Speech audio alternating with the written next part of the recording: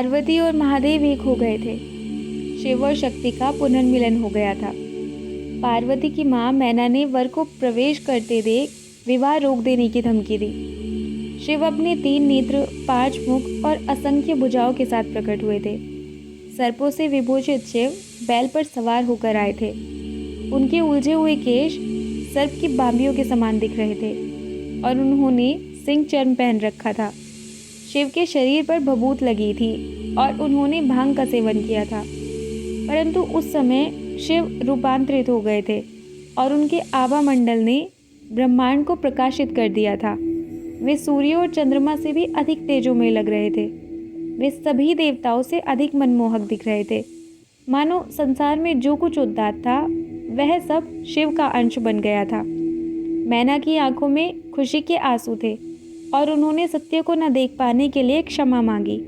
शिव शंकर हो गए थे, सन्यासी गृहस्थ हो चुके थे। समस्त ब्रह्मांड ने उस नए आरंभ का उत्सव मनाया। अब केवल एक अंत की प्रतीक्षा थी, तारक का अंत। दिन बीतते गए किंतु शिव के संतान का समाचार नहीं आया। तारकासुर के पाप ब्रह्मांड के लिए असहनीय हो गए थे और देवताओं का धैर्य भी समाप्त हो चुका था। हताशा ने उन्हें घेर लिया।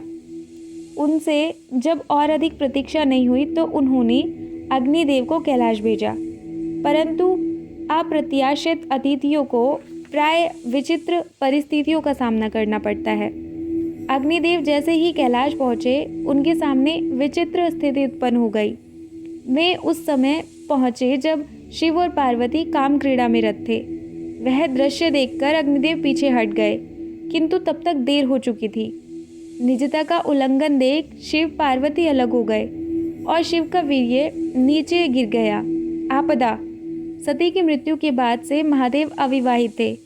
इस कारण उनका वीर्य शरीर में जमा हो रहा था और वह अत्यंत प्रचंड हो चुका था। उसमें वह बीज भी सम्मिलित था जिससे तारक के शत्रु का जन्म होना था। दुर्भाग्य से सारा वीर्य धरती पर गिर गया। अग्निदेव को जो ही इसका आभास हुआ उन्होंने कबूतर का रूप धारण करके वीर्य को निगल लिया। परंतु शिव के वीर्य में इतनी ऊष्मा थी कि अग्निदेव भी झुलसने लगे। अग्निदेव फिर वीर्य को साथ लेकर उड़ने में असमर्थ हो गए तो उन्होंने उसे कुटिला नदी में छोड़ दिया। परंतु शिव के वीर्य की ऊष्मा से कुटिला का पानी भी उबलने लगा और वह झुलस उठी। पीड़ा से छटपटाती कुटिला ने समस्त वीर्य तत्व को तट पर स्थित घने शरवन में छोड़ दिया। इस तरह शिव के बीज को पहले अग्नि, फिर जल और फिर धरती ने धारण कर लिया था। आखिर मार्गशीर्ष मास की षष्ठी के दिन एक बालक का जन्म हुआ। उसके तेज से शरवन सुनहरे रंग से सुशोभित हो गया। वह बालक रो रहा था कि तभी 6 कृतिकाओं ने, जो मूलतः तारामंडल के नक्षत्र हैं, उस बालक को देख लिया। शिशु की एक झलक ने सबको मंत्रमुग्ध कर दिया। वे दौड़कर उसके पास पहुंच गई और आपस में झगड़ने लगी। उन सभी के स्तनों में दूध उतर आया और वे बालक को स्तनपान कराने के लिए मचलने लगी। जिस समय कृतिकाएं आपस में झगड़ रही थी, कुछ ऐसा हुआ कि सब स्तब्ध रह गए। उस शिशु के अचानक 6 सिर प्रकट हो गए। अब उस बालक के पास सभी कृतिकाओं से स्तनपान करने के लिए एक सिर था। इस कारण बालक को षडानन और षणमुख नाम दिए गए, अर्थात जिसके 6 मुख हो। कुछ ने उसे आग्नेय कहा क्योंकि वह अग्नि से जन्मा था, तो कुछ ने शरवण क्योंकि उसने शर के वन में सांसारिक रूप ग्रहण किया था।